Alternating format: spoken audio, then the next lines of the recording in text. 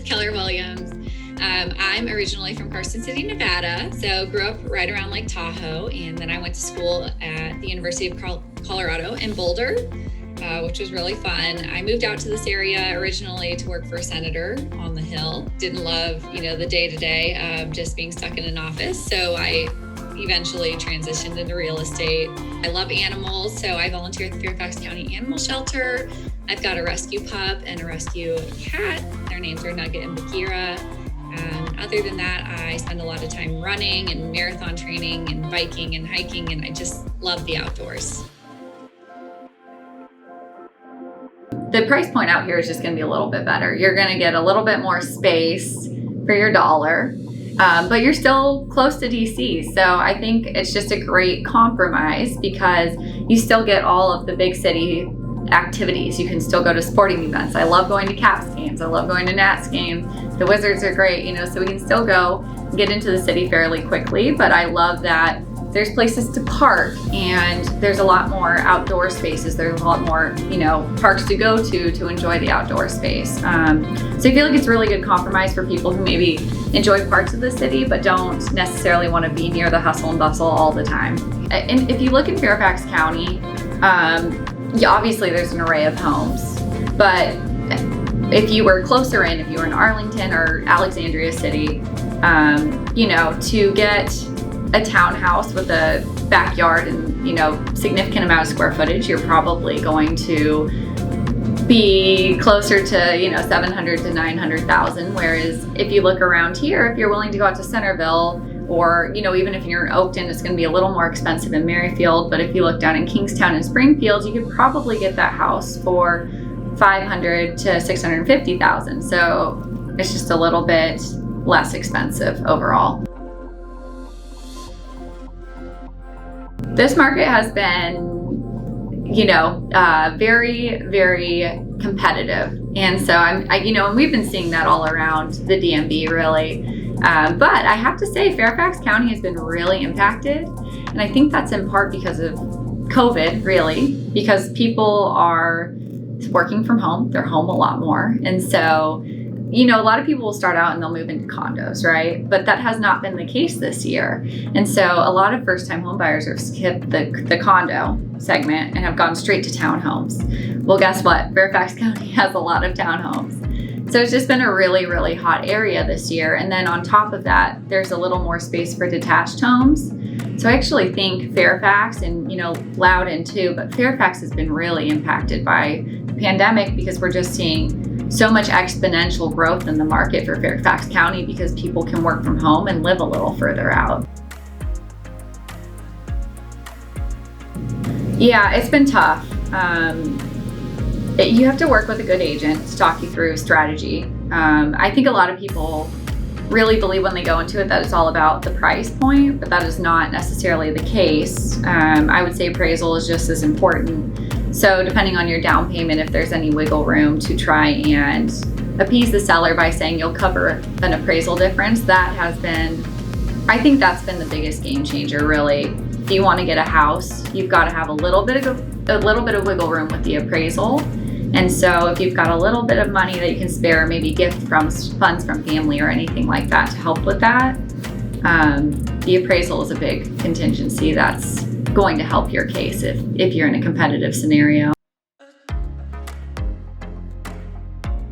My belief is I think there will still be more flexibility with work from home. So I still think there are going to be a lot of people coming out to Fairfax and even further out in the future. If you don't have to drive into DC 5 days a week, you're probably more likely to, look out in Fairfax County because maybe you can get a larger home for your budget. So I don't think that rates are gonna, go up a ton in the next year or so. And so I think we're still gonna have a pretty big buyer pool looking out in Fairfax County throughout, who knows? I don't know when people are actually gonna be going back to work. And I don't know if people ever will go back to work 5 days a week. So I think Fairfax County is gonna become, a hotter market. And I'm not necessarily saying Arlington and Alexandria will cool, but I think there's going to be more of a focus on Fairfax County as a result. I love this area.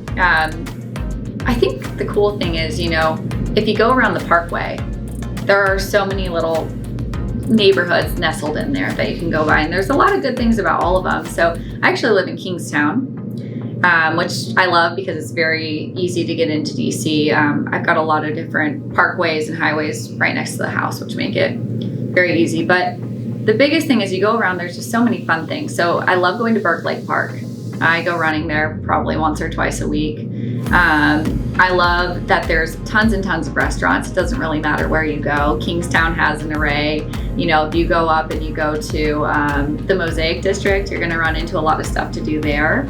So like I said, I feel like you're just far enough from DC to kind of avoid so much traffic and just really, really being close together. But at the same time, you're kind of out, and it's so cool. You can drive to a winery in 20 minutes, or you can be in DC in a half an hour.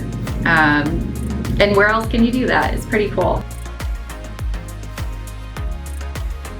So one of my favorite restaurants is Chiang Mai Thai Food House.